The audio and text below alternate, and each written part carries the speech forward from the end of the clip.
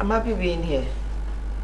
And I'm not because there are things out there, the things I'm seeing out there, it should make me happy. But I just chose to be happy. I like being here, especially when I know you are there watching. Now, what do I mean by things out there that really do not please me or make me happy? We're still talking about the building collapse at Ikoyi, but we're still mourning the losses incurred, human and resources, at the Ikoyi building collapse. That is sad. So that doesn't make me happy.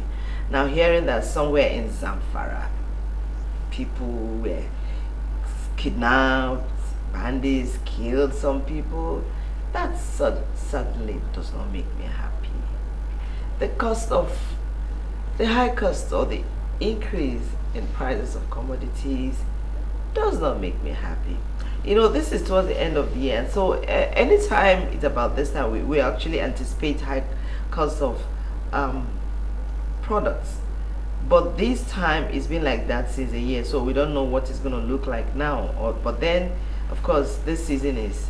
So all of that does not make me happy. But I choose to be happy. I choose to be happy. And anytime I'm on set, I'm excited being here. Thank you for joining me. And my name is Peace Isaac-Yerokun. Welcome to this week's edition of Facts, Face and Forum Triple F. Here on this program, we educate, inform and entertain you, hopefully. And we're going to do just the same today. Today we'll be talking about something very important. A happy home is a happy society. That's my interpretation. So we're going to be looking at relationship issues today on Facts, Face and Forum on this segment. But we'll take just a quick break, and then when we return, I'll introduce my guest, and then we'll get on with the topic. Stay with me. How to make a perfect bowl of love? A perfect blend of taste that brings every ingredient to life. The fusion of different spices. The unique aroma that rejuvenates your senses. The heartwarming deliciousness. And the satisfaction that comes from every bite, which makes you say, I love my Indomie.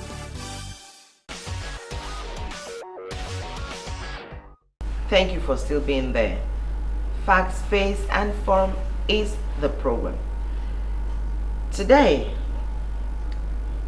statistics has shown that there is somewhat a high increase of divorce cases filed, separation cases have been on the increase, dysfunctional homes we see all the time around here, unlike what we had several years ago, and a whole lot of issues going on. Children are having issues because of separation in their families, and things are really not as it should be, as compared to some years back when our parents got married, as compared to years back when we even got married. Things are like taking a nosedive relationship wise, and people, I don't know, maybe people get into marriage because without having a full grasp of what awaits them there. And some people think the marriage is the answer to their many life problems. So this has caused a lot of issues. Today on Facts, Face and Forum, my guest Peace Egene is a relationship expert and family coach, family life coach, who is interested in issues, relationship issues, and who also wants to build a happy family, to help people find themselves, discover themselves and families, and sort out the issues that are there. My guest today, Peace Egene. I was also going to say Peace Isaac. Two of us, Peace, and we're going to give you peace on set today. So just stay with us. You're welcome today. Thank you, Mom. Now I know I did ask off camera.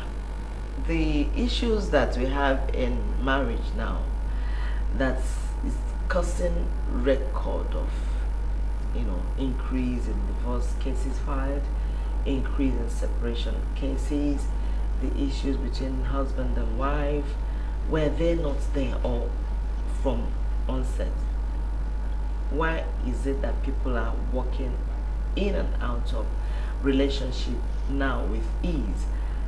Have we now become, we hear that a lot about Western countries. We have always known ourselves to be understanding, tolerant, and all of that. So what is happening to our relationships now? Thank you very much for that question.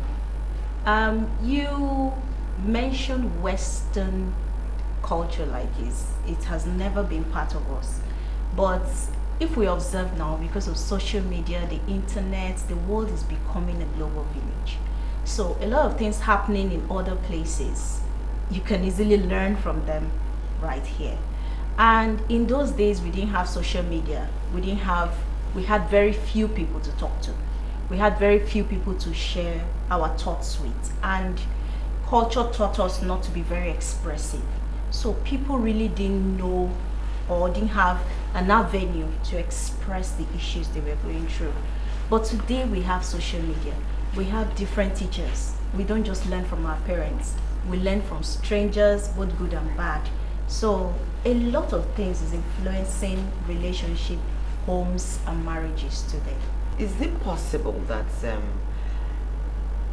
for me, life has many facts, many facets, you understand? Mm-hmm. It's good, the bad, the ugly. Yes. And all of this you find in every aspect of life, not Mm-hmm. just marriage. Mm-hmm. So why would people in marriage now begin to feel that, there's a lot happening to them, they can't take it anymore, like you're in a job, Mm-hmm. A dead-end job, Mm-hmm. and still you're there, you're not working out of it because that's where you have your means of livelihood. And then your marriage, you feel that I can't have it anymore. Why so? Okay, so a lot of people go into marriage for the wrong reasons. So let's assume I'm 28, I'm already pressured to get married. The next person that comes my way, I just jump in without understanding the essence of marriage. So I jump in with all my baggages, my emotional issues, my personality defects, and then I meet someone from a totally different background, someone that can't even relate to who I am in any way. And then we start a life together. And then we begin to learn the issues of life in the relationship. It's very easy to get drained and exhausted in that kind of relationship. And with the kind of youths we have today, people are not patient. I'm not ready to wait for you to explain yourself. I'd rather opt out for a silly reason than to remain in the relationship. And from statistics and observation and conversations with real life people, they a lot of them end up regretting their actions. But for some, it was worth it. What are the reasons that you would say is worth leaving your husband or wife? Physical abuse, not being appreciated, not being treated like, not being appreciated and treated like you want to be treated. For example, I mentioned it earlier that your happiness depends on you, but we have just a few people that have that understanding. A lot of people believe that for me to be happy, the way you look at me matters. For me to be happy, her response to me, his response to me matters. So they take that character into the relationship. And then they get married to a man who is so busy with his phone or his friends or his family members, and the man doesn't even have time for her. Not intentionally, but because his view of this thing called marriage is different from her view of marriage. Hence, they were supposed to sit and have conversations. I do not also think that for whatever reason you can walk out of a marriage. Is there no room for amendment to stop people from getting divorced? Okay, so in order to control divorce rate, like reduce it to the barest minimum. It's necessary for couples to make out time for each other. Have time, spend time together. If they have bottled up issues, it's necessary to talk about them and try to, just like you pick up your phone and erase the memory and clean up some unnecessary things, it's necessary to sit down, apologize to each other, and choose to start afresh. It's also necessary to show each other love, the reason why you got married. There are different interpretations to love. Love could mean money to me. Love could mean money, could mean affection to my partner. Love could mean your presence to the other person. So you need to find what love means to each other and try to work that thing called love out. Now, I've seen situations where the man expresses love to his wife by showering her with a lot of money, and she's still not happy. Why? She says no, money is not her problem. She wants him present, and he's too busy with his other lifestyle. He can't make time to be present for her. So that keeps affecting their relationship. Okay, so we've gotten people to sit down, have conversations, talk to them, and they chose to change. But you see, a lifestyle that you've been living for like 30 years of your life, and then you get married, and then I expect you to change in 2 days, it's not possible. So it's a process. They have to be willing to go through the process. And a lot of people lack that tolerance and patience. So people need to understand that, yes, it's necessary to sit and have these conversations. If we attach too much, attaching too much importance to this marriage, maybe even affects people, affects the way they feel and think and work in that marriage. Because if you have the spouse that travels all the time and you pray for his safety wherever he is, you are busy yourself, there will be no time for things to start flying into your head and people begin to give you wrong advice. That's what I think. True, you're very correct. But you see, we are different people, and some of us are emotionally not strong. Some of us are not very stable emotionally. Okay. So you could dish out this advice and I'll say yes ma, it's true, I agree with you, and then I go back and then I totally forget everything you said and go back to my normal self. Why do we call that self normal? Because that's who the person has been for a long time.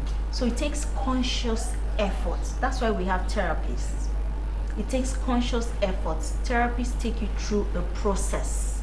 They don't leave you alone until they see that, okay, this person has moved from point A to B to the final point.